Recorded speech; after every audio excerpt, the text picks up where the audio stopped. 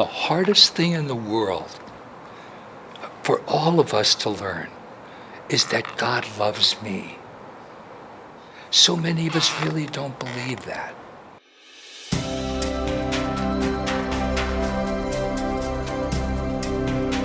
I met Padre Pio in 1959. At that time, he wasn't very popular. In fact, he was very much rejected and very much in disrepute. And I was there with this other priest, and all of a sudden, Padre Pio appeared. And he was very confrontative, and he looked very angry. And he said, "Are you a curiosity seeker?" And he did look quite angry. And I said, "No, Padre Pio, I'm not a curiosity seeker. I know you have the wounds of Jesus, but I'm Jesus too." And we had the most wonderful discussion.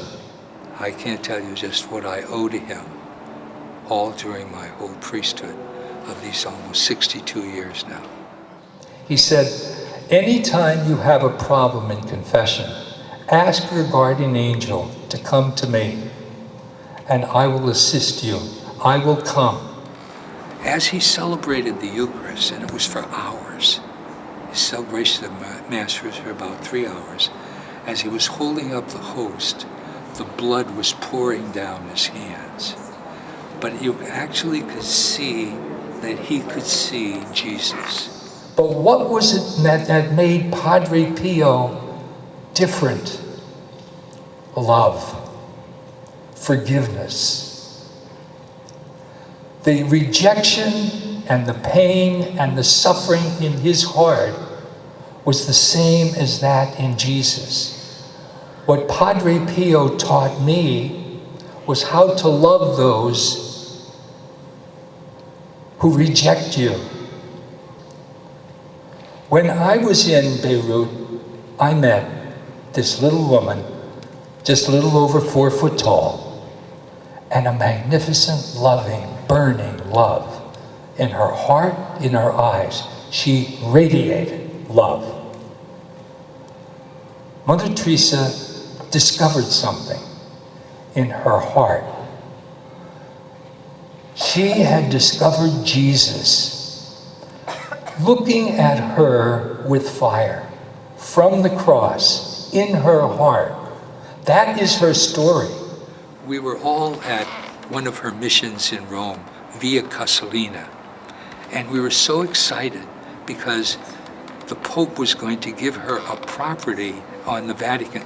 The Vatican is a very small place, but they do have a place now for the poorest of the poor. The sisters that were taking her down, they were driving down Avenida Constituzione, going toward the Pope, and there on the street was a man dying. And she said, "Stop the car." They got out, they went over, and there was Mother Teresa with this man dying in the street. And indeed, he was dying. The sisters were telling me. She was rubbing his head, touching his face, and she was with him. She stayed a half hour, 45 minutes.